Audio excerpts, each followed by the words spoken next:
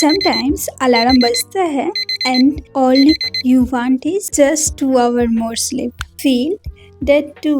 मैं भी feel करती हूँ, but then I remind myself. Sacrifice sounds heavy, but actually it's just choosing my future over comfort. Late night, early morning थकान होती है, but give up is not an option because only I can stop myself. और आज मैं खुद को नहीं रुकने दूंगी. Consistency does not need motivation. बस रोज आना पड़ता है, चाहे मन हो या ना हो. मुझे कोई और नहीं रोकता. अगर रुकती हूँ तो सिर्फ मैं खुद रुकती हूँ.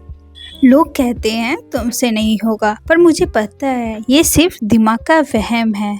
And one day this sacrifice will turn into success. This is my need journey, silent, peaceful and focused.